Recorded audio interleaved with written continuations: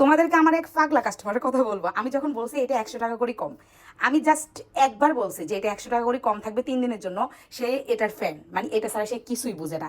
কয়টা নিয়েছে জাস্ট একবার শুধু দেখায়, একটা, দুইটা, তিনটা, চারটা, পাঁচটা, ছয়টা, সাতটা, আটটা, নয়টা। ভাই এটা কোনো কথা হলো?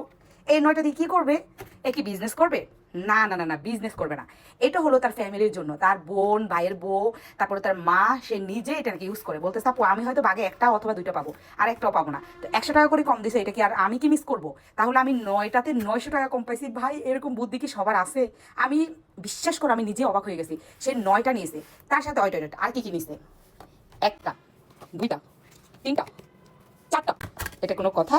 চারটা অর্ডার করে, আর আমি কি তাকে অফার দিব না? এটা কি হয় বলো? তাকে আমি 4টা তেলে একটা তেল ফ্রি দিয়ে দিছি। এই যে দেখো, তার জন্য একটা ইনটেক একটা তেল ফ্রি। মানে সে আমার পাগলা কাস্টমার। এত, আপু কি বলবো, আমার প্রোডাক্টের এত ফ্যান।